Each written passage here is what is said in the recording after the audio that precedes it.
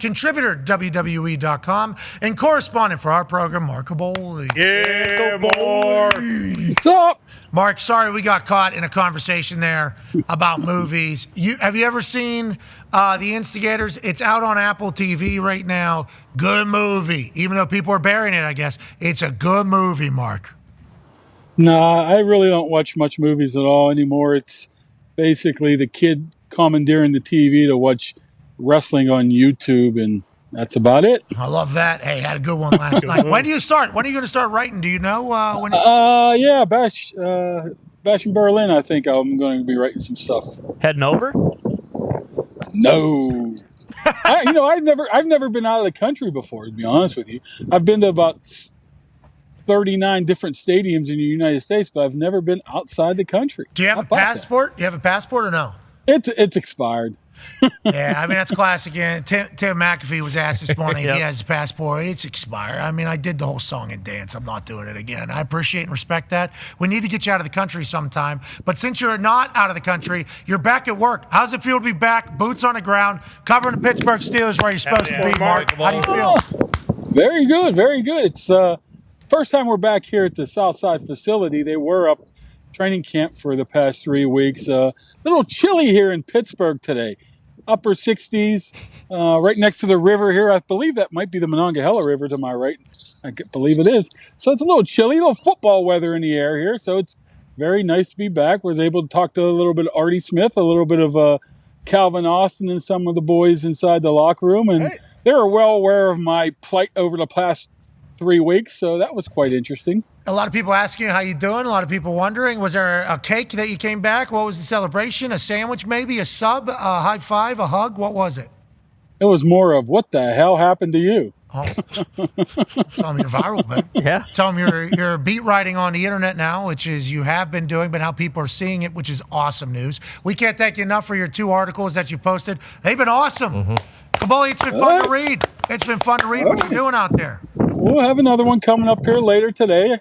So about Artie Smith, Mark. a little bit of Artie Smith and how that offense is being viewed, even though they've scored about, 9 points in 8 quarters. So it's going to be quite interesting here. I know everybody's panicking in Pittsburgh. If you were here, you would think that the bridges are tumbling into the river right now. It's so terrible.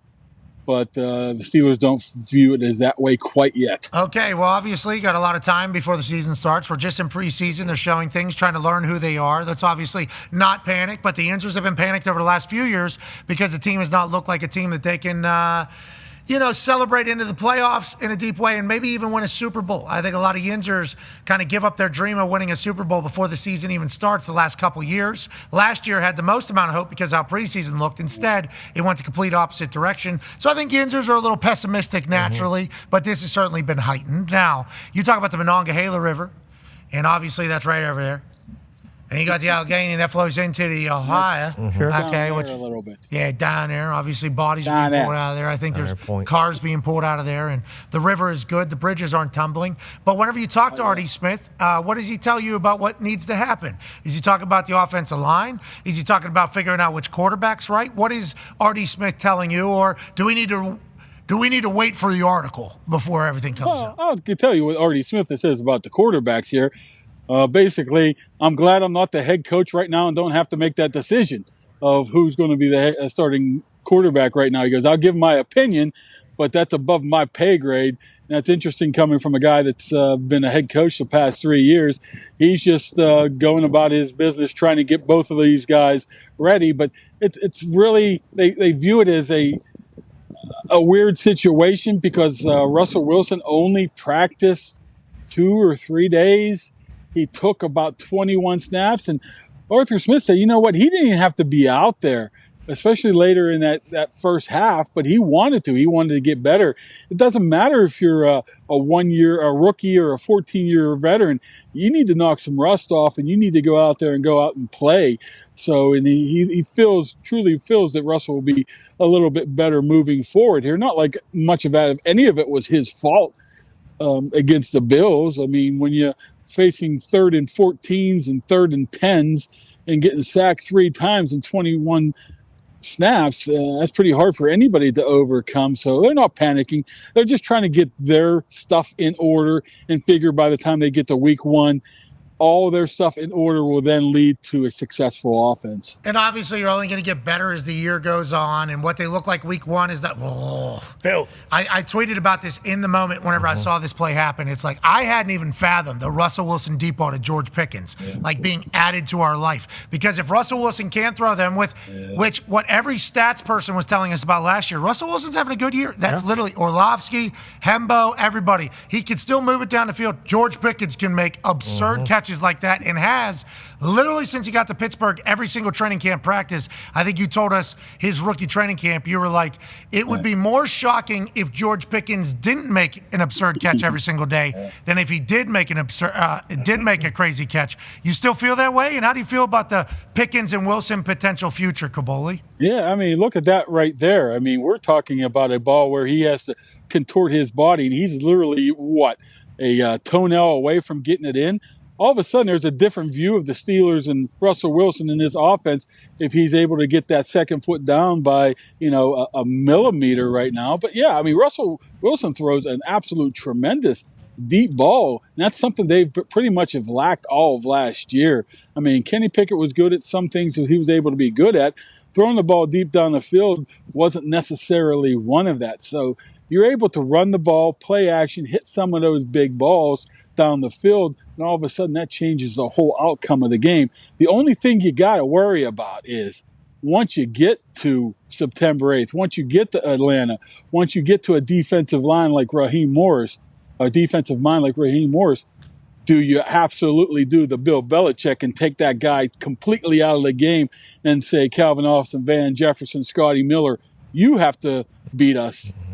I don't know if that's possible right now. So that's where the Ayuk stuff comes in. So some of the other guys are going to have to step up. Roman Wilson's looking like he's almost back to being healthy. So that should help a little bit. But they're definitely going to need a number 2 type of receiver to take the pressure off of George Pickens. Because, I mean, you can take any guy out if you want to. Bill Belichick actually said yesterday, it's funny you say that, because he's kind of the one that created the whole, we'll just double with our second and third corner, your number 1 guy. Then your number 2 guy, we're going to put our number 1 corner on. So now all of a sudden, you got to go down to your third option. And if you're able to do that, okay, you beat us then.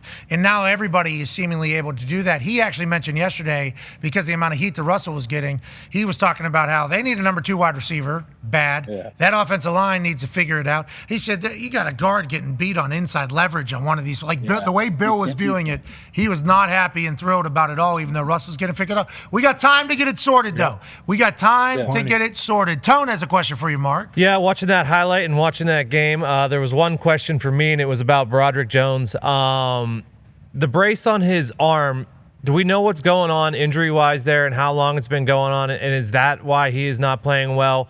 Is he going to get moved to left tackle when Fautanu comes back? Because I believe Jerry Dulac reported that Fautanu was going to start at right tackle.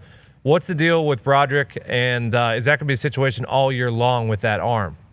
Yeah, I mean, Broderick didn't talk after the game. He said he'd go see the doctor, so that tells you a little bit there. But he's had a brace on that elbow for probably the better part of training camp. I think he has some sort of a thumb injury as well. Good. Not 100% sure about that. But whenever Fautanu comes back, and it should be by the regular season, we haven't really gotten much of an update right now, they'll switch those 2 guys. Broderick Jones will go over more to his natural left tackle, and Fautanu will go to right.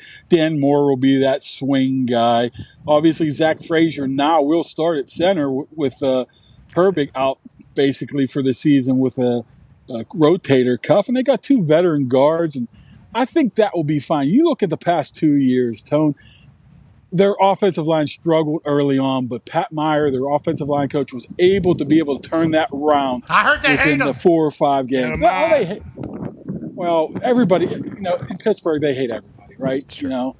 So even the Lord, town's pretty cool. Doesn't town. matter. Jesus Christ, they hate Mike Tomlin. Yeah. Well, it could. Depends on what happens. Probably. They hate Tomlin. They hate me. They hate everybody. So, Mr. I mean, Permain?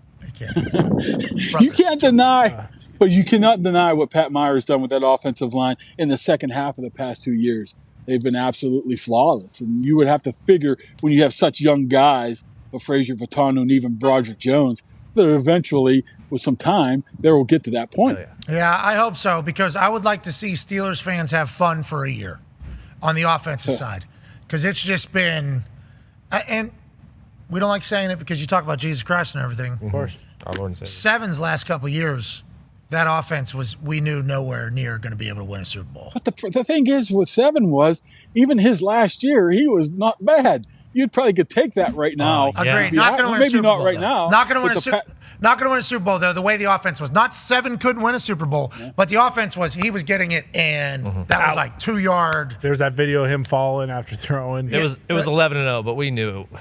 Yeah, you couldn't win a Super Bowl with what was happening. Whenever the push came to shove in the playoffs with that particular offense, not that was Ben Roethlisberger's fault. I'm just saying what the offense was. Snap, got out. I mean, that ball, it wasn't even, you talk about Bill Belichick, but you face any defense coordinator in the playoffs when the game matters. It's like sitting on that shit, rushing that. We're going the other way. Not going to win a Super Bowl, but at least we were watching Ben Roethlisberger do his thing. So at least we get a chance to see Seven, kind of do his thing. Some might have blamed that on Matt Canada. Sure. Some might have blamed that on the offensive line. He was in self-preservation mode at that time. Let me get rid of the ball or I'm going to get my head knocked off. Bingo. So what I'm saying is there's been years now where there hasn't been like we have an offense that could win a Super, like in a big game in the playoffs, we have an offense that could do it. There hasn't been that feeling around Pittsburgh. So now, will any Inzer ever feel that even if they had it, probably not, goes back to your point, they hate everything. But it is like some hope would be great early in the season. Since 2017 in the Killer Bees, that was the last time. Yeah, I mean, they lost. I think they lost the AFC Championship game in Boston, right? Yes, they did. Yeah, Lev was hurt. AB got hurt. Well, AB went live on his Instagram after they won the divisional. That's right. Yeah, you saw. Which I saw the long snappers in their naked butt. Yeah, I remember. Let's not judge anybody. That happens sometimes. You don't know what's in the backdrop. Lev also got hurt on like the first drive, so that did not help. Speaking of Boston Connor has a question for you. Yeah, Kaboly, are you going to try and count the amount of gum pieces chewed by special teams coordinator Danny Smith this year? We saw him on the sidelines during the preseason game, and it looked like he actually had 20 pieces of gum. Yeah, I mean, you gotta love Danny. I think he told me one time a couple of years ago that somebody sent him gum and wanted to sponsor his gum addiction, and it wasn't the brand he liked, so he denied it. So I'm not quite sure what brand that is, but he can sure shove the shit out gum of into his mouth. Jeez, he's got to brush his teeth, though. Make sure be careful with all that gum chewing. You don't want to be going to the dentist. A lot of sugar. Danny likes to use colorful words. But I guess that's all about special teams coaches. What special teams coaches don't like to use colorful words? You got to love Danny Smith. I think he does a very good job for what he does here, but he's a character too. So, I saw a lot of Steelers fans saying he's got to figure it out, on the field. And see to that, there it is, exactly. Yeah, you got to figure it out. But with this new return, if anybody actually does it, in Pittsburgh, it might be forced to because you can't kick a touchback maybe with the way the weather gets late in the AFC North. I will be excited to see what Danny Smith does. It's been around long-ass time. Long-ass. Got Cam Johnston now punting for him. Boswell misses one this past week, but that ain't going to happen. That's preseason football. You have a returner, you got a punter, you got a kicker, you got a chance to have a great group. I'm excited for Danny going in. I mean, Danny's always great. They block multiple punts a year. I don't know what anyone who's got a problem with Danny, you come talk to me. I think it's been a while since a long return, right? You wrote about that in one of your articles. Yeah. Yeah, it's been a long time. Hey, they even got an all-pro special teamers and Miles Killebrew as well. I mean, he's the one that had a couple blocks last year as well. So Gunnar Olszewski. It's it's a tough Gunnar Olszewski. Whoa, he's all pro. He's all pro. Watch your mouth. Well, he came here. I think he came. Was that last year he was here? He was an absolute star in training camp. Yeah, but he packed bombs. Disappeared. Yeah, but first punt, was a turnover. I think it was that, and then he caught the kickoff. He made sure he got both feet inbounds. And out of the 6 or whatever, the 4. Yeah. Hey, that's going to happen sometimes. Gunnar Olszewski football. Yeah, bingo. He's a hard-nosed son of a bitch. Yeah, just like Mark Kaboly. Go ahead, AJ. Kaboly, what happens? Like, which quarterback starts the season, and do you think whoever starts, are they there, week 10, 12, 14? How long's the leash? Still playing? Wow, you sound like sports talk radio in Pittsburgh right now. Listen, thank you. It's all about the Mark quarterback. Madden. Who's going to start? Double M. Talking about that. Matt, and he's the one that he loves the Pirates. I mean, he's Steelers, same difference. He hates them both. But Yeah, loves the Pens, though. Loves the Pittsburgh Penguins. Oh, yeah. How could you not? I mean, you just couldn't don't because they know- stink, but AJ, I just don't know where the hate comes from Russell Wilson, to be honest with you. I think he's everything that they want and everything that they need right now. He's not going to. Everything I wanted, baby. He's not going to turn the ball Everything I over. needed. So tell me what to do now when I want Russ Wilson. Hey, he is everything they wanted and everything they needed. I have no idea what song that is. Come on. Come on, Kaboly. What is it? Is it like the Backstreet Boys or something? Close. almost there. Close. Who's the other one? O-Town. O-Town. Yeah. No, O-Town. I loved O-Town. Hey, that TV show, right? That's why everybody. Yes, it was great. Were they the You Plus Me Equals Us crew? Was that The MTV Put Us Together show? Making a Band? Well, that was Making the band. Wasn't What was happening? Wasn't that? Yeah. Oh, not, who not did go that much show? of that anymore. Who did that show? P. Diddy. Oh, that was, yeah, that was his Puffy. name. Oh, AJ's Oh, jeez. Oh, yeah. AJ, you know him. I need to go watch the show, actually. I never watched. That was In Sync, I do believe. It was hard to confuse. They both had bangers. Oh, I thought that was the kids. Britney Spears, Christina Aguilera, In Sync, B44. Pittsburgh's. Backstreet Pittsburgh's Boys. Christina Aguilera. Hell yeah, she's best singer out of all of them too. We all understood that because she was from Pittsburgh. Everybody understood that. Then there was the Lachey Group. What were they called? Body Degrees 98. 98. Yeah, 90 degrees. 98 degrees. 98.6. Jessica Simpson had a little bit of a run there. Yep. did. Yep. O-Town, I guess, did have some songs that AJ remembers. I think AJ met the guy from O-Town. Is that what happened? Is he related to him? That's probably The 98 degrees guys are from Cincinnati. Yeah, the Chicken of the Sea. big. Chicken of the Sea. Yeah, exactly. Nick That's Lackey. Yep. Scene. Yeah. Lachey. Okay. Yeah, a little respect, please, for Nick. There's nothing wrong with O-Town, AJ. Nothing. Well, Hey, I'm a fan. I bet someone could dive into them. I'm sure they're still touring. They do those mega tours where that whole group right there just is like, Well, not in sync. well, that's because JT's able to sell out wherever he wants. Exactly. Well, How about him They the might other be- night? the world tour is ruined. How about when he gets arrested, then the next night, Yeah. straight out? Rock your body. Hey, hey. Eyes look good. They actually might be at the O-Town. casino this weekend in Pittsburgh. I'm Rivers? sure. O-Town down there at the Rivers? Okay. Nah, but there's a lot of bands that are looking for places to play end up at the Rivers. So put it that way. Hey, the casinos are a great place to. A lot of people getting a lot of gigs from casinos because got a lot of people in casinos that might be bored of losing their money at the slot machine. Hey, we got insert name of act here that you might have heard of right down the street, right down the hallway. It's a good play. Barth Crooks. Giving people a lot of work. Exactly. I appreciate that. All right, Kaboly, we're going to get the hell out of here. What are you having for lunch or did you already eat? Some chicken, I believe. We had it earlier. Our practice is going on right now. I'm going to go see out there and see how Russell's throwing the ball a little bit. A little bit of locker room, and that's about the call of the day. A little writing going on and Bankers. having fun. By the way, I didn't answer AJ's question. I believe it's going to be Russell Wilson. He's going to start. Period. Let's just stop talking about it. Put it on the ticker. Ladies and gentlemen, correspondent for the Pat McAfee Show, contributor to WWE. Hey, real quick, on that note, Ty has a question. Yeah, Kaboly, who the fuck's going to deal with Big Brunson Reed? Huh? I mean, are you thinking about maybe dusting off the singlet and getting in there and twisting it up with him? Or what? I mean, no one can stop this guy. It's an epidemic. It's an issue. Braun. Is that how they do it? Yeah. Braun. He's a monster. He is. He's a monster. I see your dirty, no good, stinking Dominic Mysterio was a little trashy last night, huh? Yeah, he's always trashy. That's what dumpsters What do. in the world? Yeah, Street trash. this guy, he said one-on-one. We all knew. Everybody knew it. As soon as it came out of his mouth, I'm going to take on Damian Priest one-on-one tonight. Just me. We all knew he was lying. No, you're not. He would. He would never do that. Big Bronson Reed, though, hopefully that Big one man. big son of a bitch, Braun Strowman, is able to handle it. Because if not him, then who? Adam Pearce hasn't been able to figure it out. No, he hasn't. Who I Yeah. love. I love Adam Need Pearce. to bring back The Miz Cena. is just taking beatings, you know. Still? The Miz is getting all emotional, too. He said He that is. me and Cole were mocking the impact of the tsunami. No, we weren't. True. We were telling you the stats we were me? told from scientists. Yeah. I thought Miz was going to win last night too. Did you? I thought he was going to go over. You had a hell of a run there for a bit. You might, when you might have to dip back in a little bit and bring back Brock Lesnar.